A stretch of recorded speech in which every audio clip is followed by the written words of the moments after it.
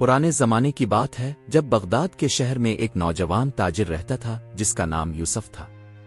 अल्लाह ने इसे दौलत दी थी, इज्जत दी थी, एक खूबसूरत घर दिया था, मगर उसके दिल में सुकून नहीं था। हर रात वो करवटें बदलता रहता और सोचता, मेरे पास सब कुछ है फिर भी दिल बेचैन क्यों है। एक दिन वो अपनी दुकान पर बैठा था कि एक बूढ़ा दरवेश वहां आकर राग गया। दरवेश की आंखों में अजब नूर था।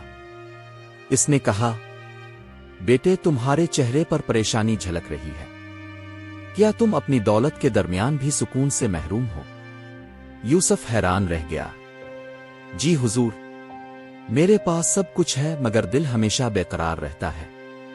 दरवेश मुस्कुराया, सुकून बाजारों में नहीं मिलता बेटे, सुकून दिल के अंदर से मिलता है।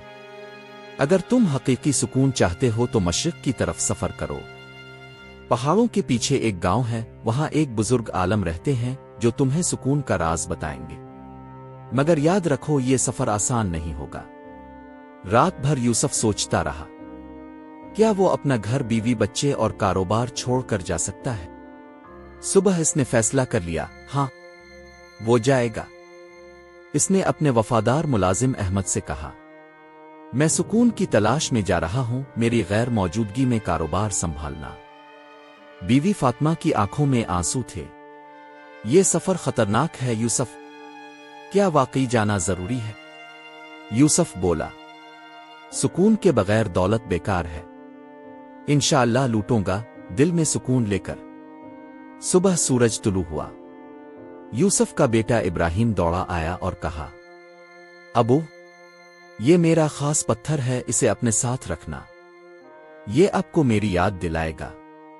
यूसुफ ने वो पत्थर सीने से लगा लिया और घोड़े पर सवार होकर मशरिक की तरफ निकल पड़ा।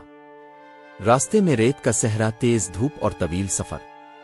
पानी आधा बचा था, घोड़ा थक चुका था।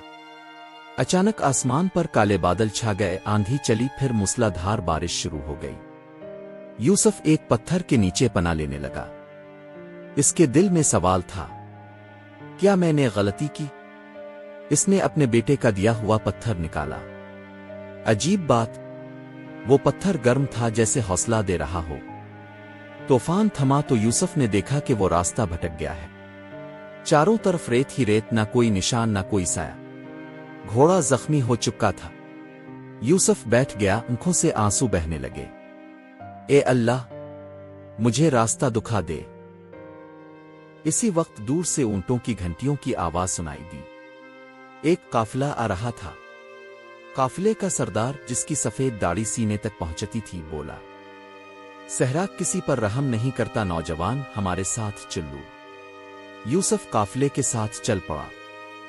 कई दिनों के सफर के बाद वो एक सरसब्ज और शादाब गांव पहुंचे। वहां एक छोटी सी झोंपड़ी थी, सामने एक बुजुर्ग आलम बैठे तस्बीह पढ़ रहे थे। यूसुफ ने अदब से सलाम किया और कहा, हजरत, मैं सुकून की तलाश में बहुत दूर से आया हूं। आलम मुस्कराए, सुकून पाने के लिए इंसान को पहले खुद से मलना पड़ता है। तुमने सहरा पार किया, तूफान झेला, अब अपने दिल में झांको। सुकून वही है जहां तुम्हारा रब है। उन्होंने यूसुफ को एक खाली प्याला दिया और कहा, इसे पानी से भर दो, मगर शर्त यह है, रास्ते में किसी पर गुस्सा नहीं करना, किसी को नुकसान नहीं पहुंचाना। यूसुफ गया प्याला लेकर। गांव वाले बोले, बच्चे हंसे, ऊंट गुजरे, मगर इसने किसी को कुछ न कहा, बस प्याला संभाले रखा। जब वापस आया तो प्याला भरा हुआ था। आलम ने मुस्करा कर कहा, ये तुम्हारी जिंदगी है। जब तुम इसे गुस्से, नफरत और लालच से बचाते हो तो सुकून खुद ब खुद आ जाता है। यूसुफ की आंखों से आंसू बह निकले। इसे समझ आ गया, सुकून बाहर नहीं, दिल के अंदर होता है। वो घर लूटा, बीवी बच्चों को गले लगाया। अब इसकी सबसे बड़ी दौलत थी दिल का सुकून।